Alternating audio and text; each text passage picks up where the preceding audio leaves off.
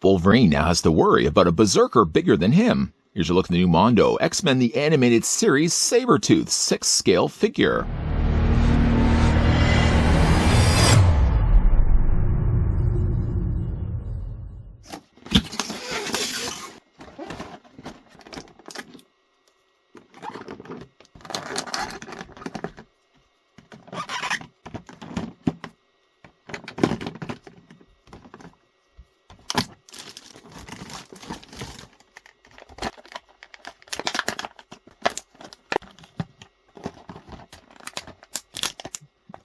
In 2022, Magneto became the first baddie in their X-Men the Animated Series 1/6 scale line.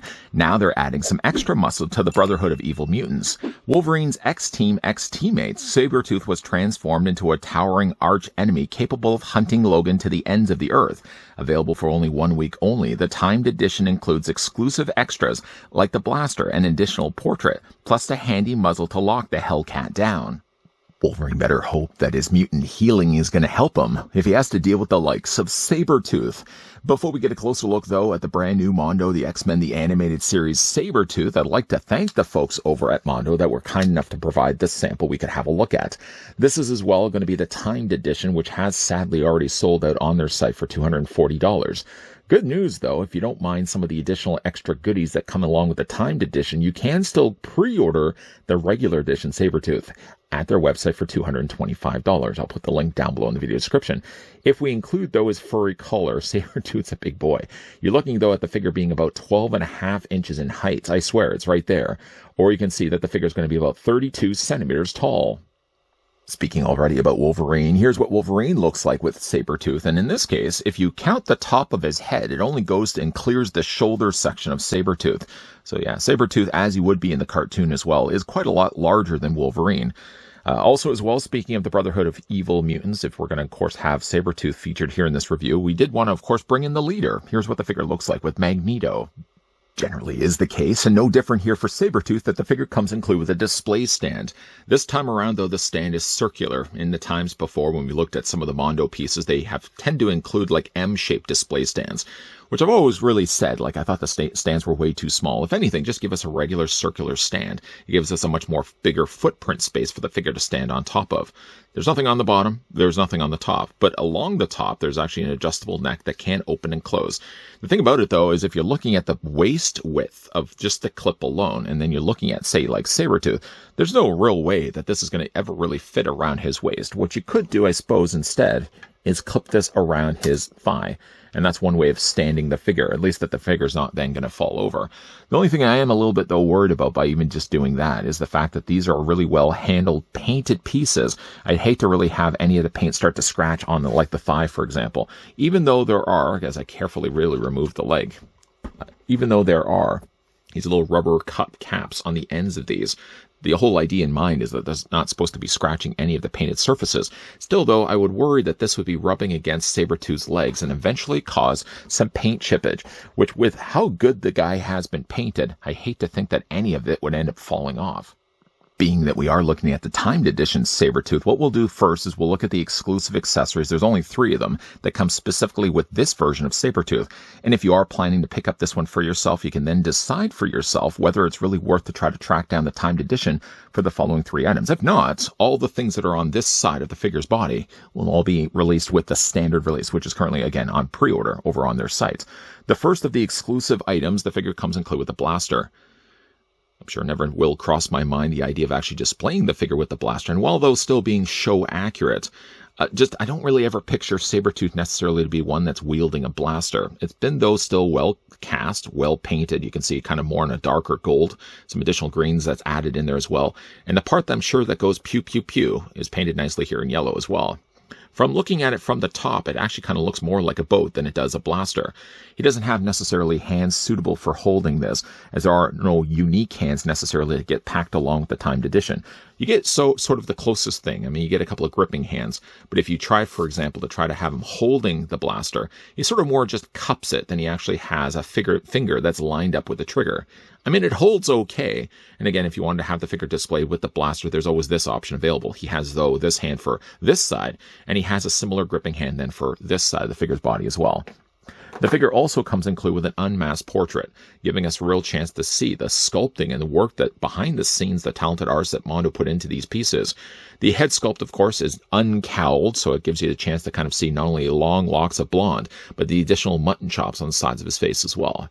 The additional black panel lining that they've added it really does really make this guy feel like he's actually pulled from the screens of the cartoon.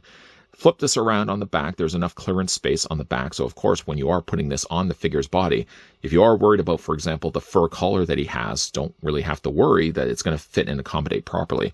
Just to show you what I mean, though, we're going to take and remove the head. That's actually one of the two standard heads. We're going to just pop in then the unhelmeted or uncowled head. So you can see there's a lot more clearance there on the back. There still is enough clearance as well to allow the head to move back and forth. And you also can move it still up and down. I was really worried with the longer hair head sculpt that it wasn't going to be able to make any clearance just because, again, like there's a lot more hair to contend with. But you can see like there's enough space really afforded between like the back of the head and where then the fur piece collar is that he has more than enough means to still rotate his head all the way around. I mean, not all the way around. I mean, I guess you could rotate it to about there, and then you'll see like the hair starts like a rub up against itself. While he is sporting this version of his head sculpt, the figure also as well comes included with a muzzle. Now, this muzzle doesn't really belong with this head sculpt. It's just impossible to be able to get that over top of his longer blonde locks.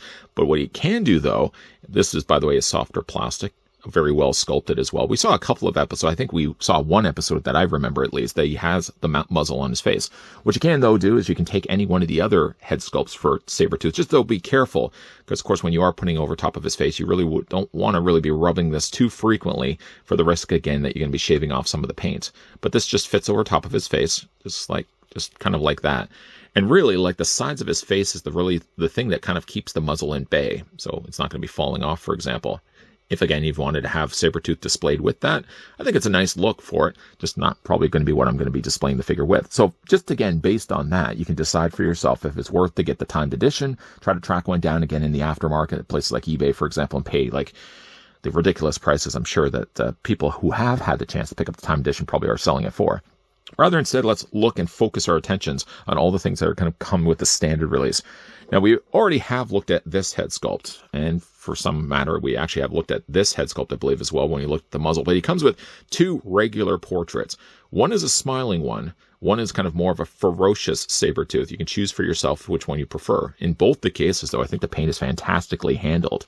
Again, you got that panel lining around the front of his face where the cheek areas are, just below the chin. And again, for as small as the teeth may be, very meticulously painted.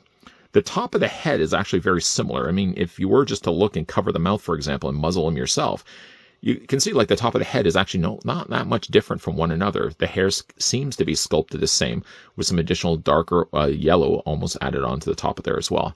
I really, again, like both head sculpts. I think when it comes to probably deciding to display him, I think I'm going to be leaning, more to the direction of having him with a smiling face myself. I just really like the look of that one.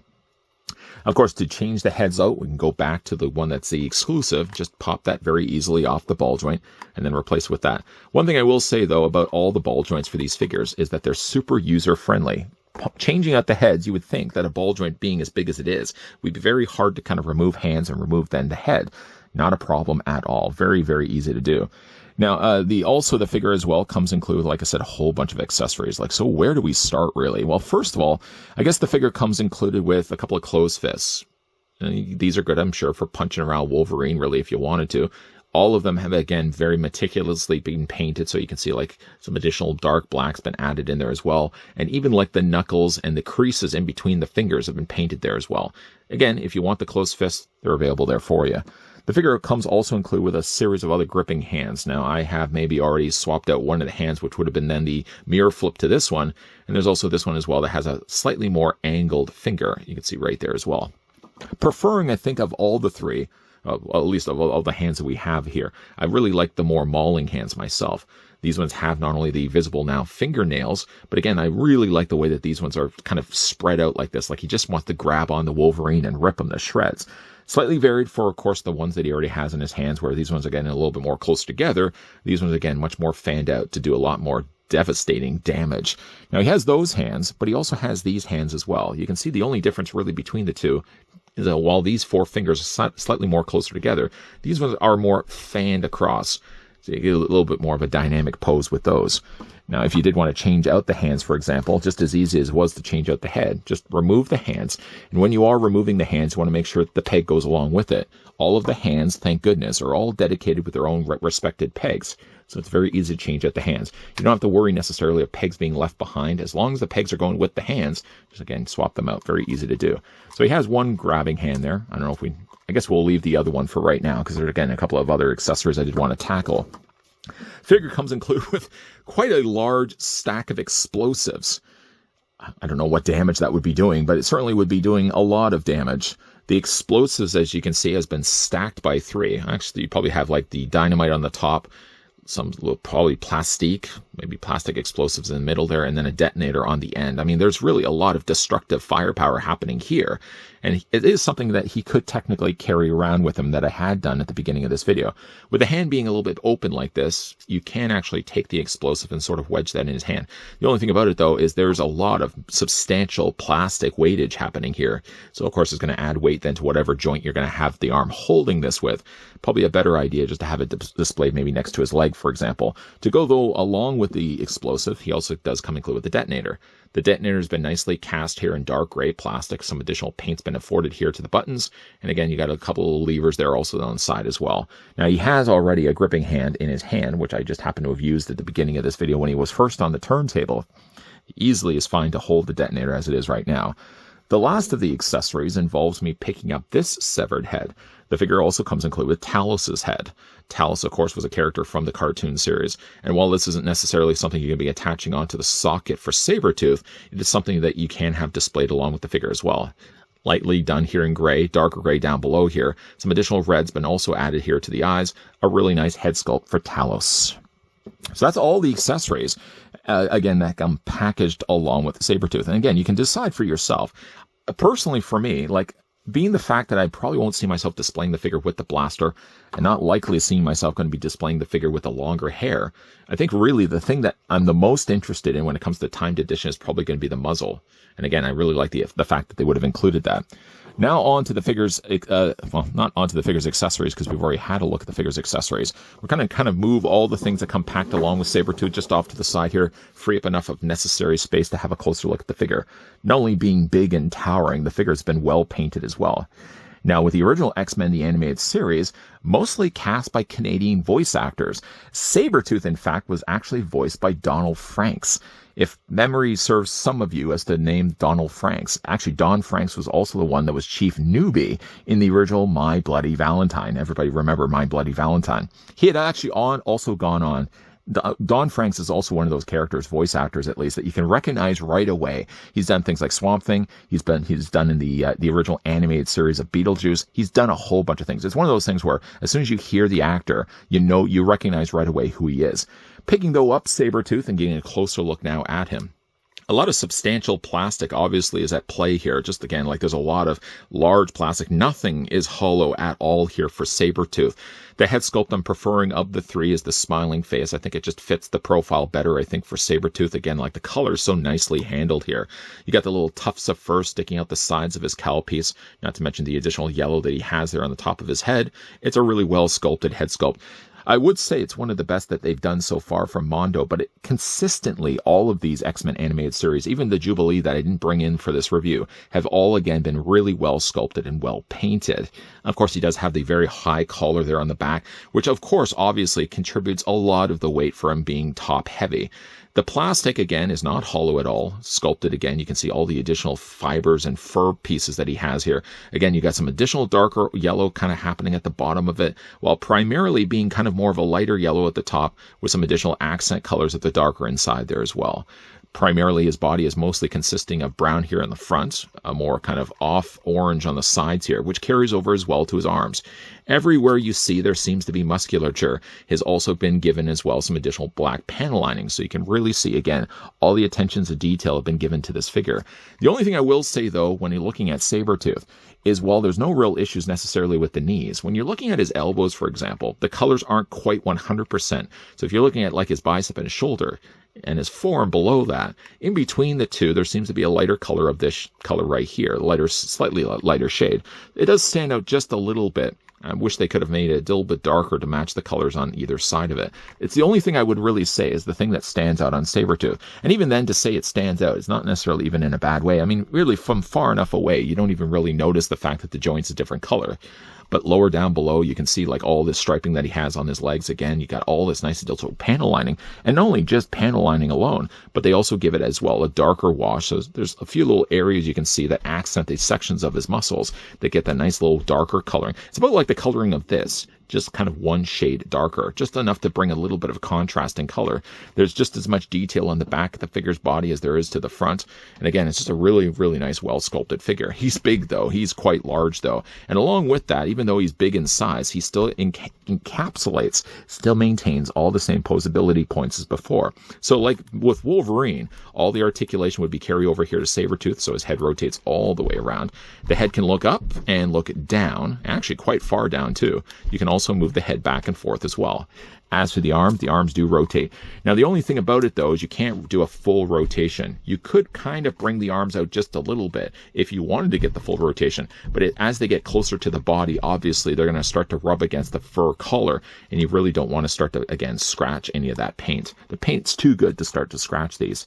Now, while he doesn't have bicep swivels at all, the figure has at least a swivel here in his elbow. Now, again, that's that same point that we looked at before. That same joint also allows the forearm to rotate, or again, bend back and forth.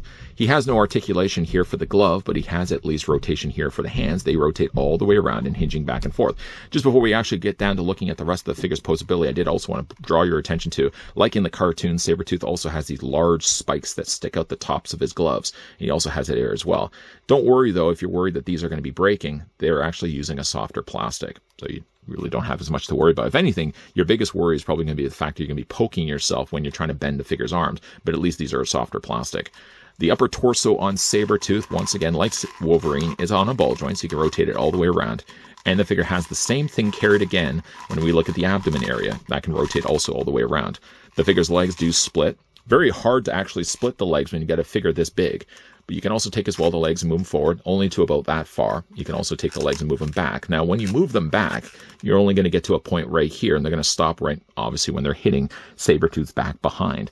He has a mild swivel at the top of the thigh. The figure does possess a double hinge on the knee. Nice tight knee joints also on this figure. Yes, there are the hinge joints right there, but if you bring the knees on and have them completely straight, the off-coloring that they have in the knees isn't going to be standing out as much as the off-coloring for the elbows. And then finally for his feet, they move back and forth, or I should say back and forth this way, and you can rock them back and forth as well this way.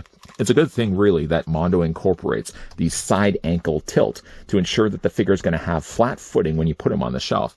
Speaking of putting him on the shelf, I know exactly how I'm going to have the figure displayed. I'm going to have him displayed with Wolverine. Wolverine maybe on one side, or maybe what I might just end up doing, as I'm sure they're probably going to be continuing on the Brotherhood of Evil Mutants.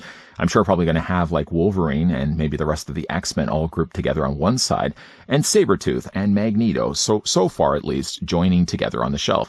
He's a bigger figure, yes. If you can afford the space, sure. It's definitely worth picking up, though. Now, again, whether you decide for yourself if you want to get yourself the timed edition, which again, like the timed edition only includes, again, the alternate head sculpt, which is without the cowl piece. He also includes, again, like that mask muzzle piece, and he also comes included with the blaster. I feel like this time around, it's not necessarily worth picking up, or if you don't get the chance, if you're able to find him, for example, and you get the timed edition at the price that he was initially going for a Mondo, I still think it's well worth picking up. If, though, you have to start sourcing around him on eBay, for example, and you're paying some additional pricing to try to track down the timed edition, really ask yourself this. If you're planning to display him with any one of these accessories, then yes, go the route of getting the timed edition. But if you see yourself as only getting the timed edition just to have those extra accessories that are only eventually going to go back in the box anyways, I would just say save yourself the hassle, save yourself the time, save yourself the budget, and rather get instead the standard edition, which again is currently available over as a pre-order right now over on Mondo's website. As we wrap up things for Sabretooth, and he rotates on the rotisserie, I did also want to draw your attention once again to the fact that this was the timed edition. At one point, it was selling over on Mondo's site for $240. It has those since sold out, but they still have the pre-order listing for the regular release of Sabretooth that's not going to include this alternate head sculpt, that's not going to include the blaster, and as already mentioned in the review, it's not also going to come include the muzzle, but it's going for $225. So that's about a difference of $15. Timed edition was $240, standard release is $225. I mean, again, like for $15, I would still have picked up the timed edition if he was available. But being that he's not available, I think honestly, if you're not planning to display the figure with any of those three things, it's better just to pass and get the pre-order while the pre-order is still available. The thing about these Mondo releases is they always skyrocket in price afterwards. Don't be the person that says, oh, I wish I could have grabbed this Sabretooth while he was available on his site, because rest assured, I'm sure he's going to be starting popping up on eBay for well into $400. Always these things with the Mondo releases always skyrocket in prices. But I think it's really well worth it if you find the chance to get your hands on Sabretooth. Boy, he looks fantastic on the shelf. The shelf, unfortunately, though, may have to use up a little bit more real estate space, but I think it's well worth the sacrifice if you're going to be getting a Sabretooth that looks this good. I mean, ultimately, though, I just decided to use the figure's alternate head sculpt for the timed edition for final looks, but I will be, though, beelining it back, I think, to the smiling face of Sabretooth when this guy's going to get displayed on my shelf. Once again, a big thank you to the folks over at Mondo that did provide the sample of the X-Men The Animated Series timed edition Sabretooth that we had the chance to have a look in this review. Have you guys had the chance to order the timed edition, or are you guys planning to get the pre-order on the standard release? Let me know what you guys think of the figure down below in the comment section. Also, as well, if you guys enjoyed this video, I want to hit with a like. If you guys are loving the content you guys are seeing, and you certainly would like to stick around for Mondo, just know, though, that we will be looking at some more Mondo releases in the upcoming videos. So if that's the kind of thing you like to come back to this channel for, make sure you're coming back on a regular basis. Popping up also, if you have a little bit of time on your hands, at the end of this video will be a playlist of other things I've looked at from Mondo in the past. That includes, of course, the X-Men Animated Series. That includes Batman the Animated Series. That as well is the He-Man stuff. And we also looked at Rick and Morty. Lots of Mondo stuff to wet your whistle with. So again, if you have a little bit of time, check out that playlist that should be popping up almost right about now. As always, guys, thanks for watching. See you guys next time.